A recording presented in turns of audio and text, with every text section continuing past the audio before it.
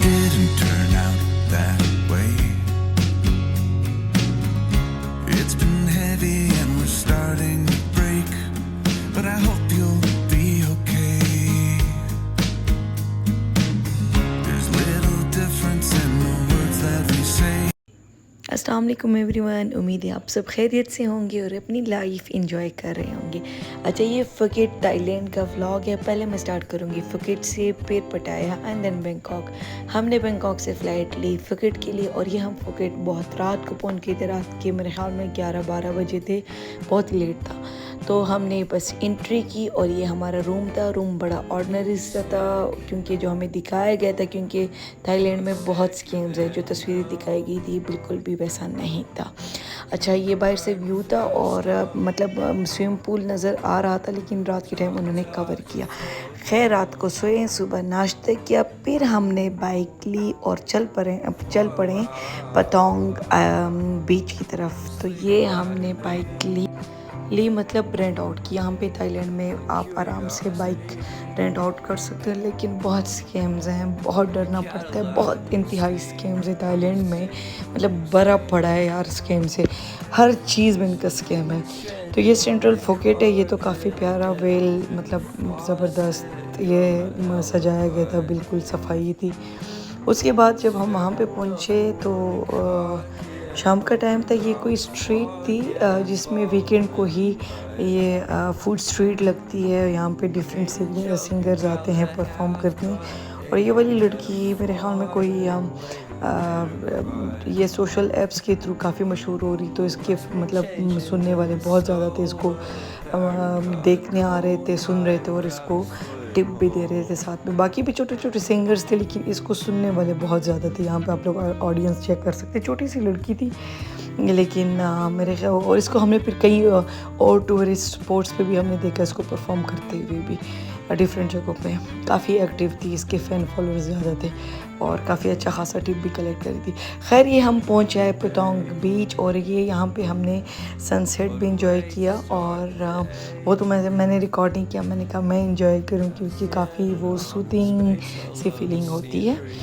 अच्छा, उसके बाद लोग ये पैराग्लाइडिंग कर रहे थे, तो मैंने कहा कि मैं भी कर लेती हूँ, क्योंकि मैंने वैसे पैराग्लाइडिंग की है, लेकिन ना समंदर की मतलब समंदर लेवल पे नहीं की। मैंने कहा इस दफ़ा मैं ट्राई करती हूँ कि सी के बिल्कुल सेंटर में ये लोग लेकर जाते हैं। तो ये मैं हूँ, मैंने ट्राई किया और जैसे ही, क्योंकि शाम का टाइम था और मैं बिल्कुल लास्ट बंदी थी ट्राई करने वाली, ये लोग जब समंदर के बीच में भी नहीं पहुँचे थे, करीब ही मतलब बस थोड़ा सा मतलब डिस्टेंस रह गया था, थोड़ा सा मतलब तब जब जो हवाएं मुझे मतलब इतनी तेज़ हवा थी और इतना तेज़ तरीके से मुझे पुश कर रही थी कि मुझे डर लगा। मैंने कहा नहीं, मतलब शोगल मेरा ठीक है, ये कि हमें ट्राई करना चाहिए, अपने डर को भगाना चाहिए, लेकिन पीछे मेरे बच्चे भी हैं, मेरी फैमिली भी है। तो मैंने कहा नहीं मत जाओ, मैंने उनको इशारा किया, मैंने कहा वापस ले जाओ। तो बस पैराग्लाइडिंग करने के बाद वहाँ पे फायरवर्क्स देखा, बिल्कुल एंड हो गया था उसके बाद। और यहाँ पे कुछ लेडीज़ जो है एक्सरसाइज कर रही थी, और ये पता नहीं एक्सरसाइज कम डांस ज़्यादा लग रहा था, और अजीब से डांसेस, अजीब से मूव्स हो रहे थे। मैं भी देख के हैरान थी, लेकिन इतनी पॉजिटिव और इतनी एनर्जी थी इनमें कि इनको देख के ना हमारे अंदर भी एनर्जी आ गई थी। तो एक्सरसाइज भी था, डांस भी था, अजीब से मूव्स थे, लेकिन ये था कि फुल ऑफ एनर्जी जो है ये लोग थे, और बहुत सारे लोग बैठे हुए थे इनको देख रहे थे।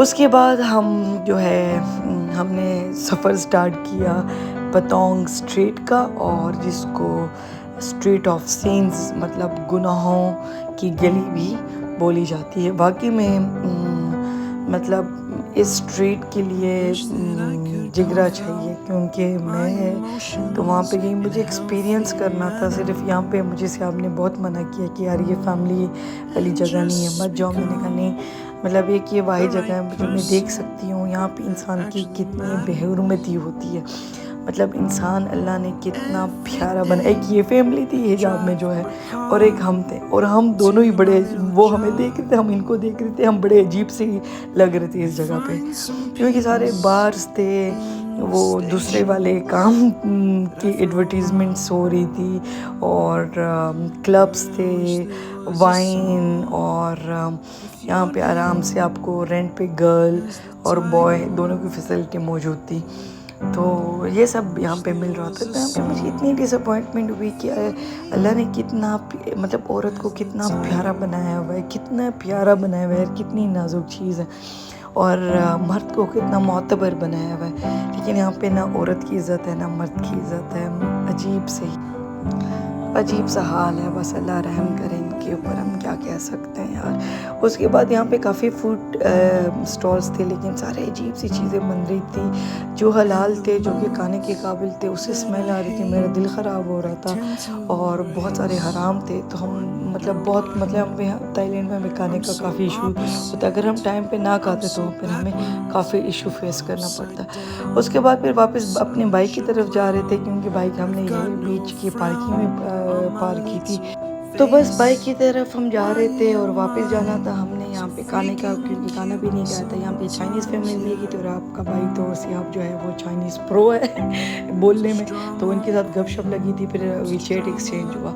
बस अब तक के लिए इतनी। अगर आपने हमारे ब्लॉग को इंजॉय किया है तो प्लीज़ सब्सक्राइब करें, लाइक करें और कमेंट करें और बताएं हम और क्या क्या व्लॉग्स अपलोड करें। तो अब तक के लिए इतना ही। टेक केयर, अपना ख्याल रखिएगा। अल्लाह हाफिज़।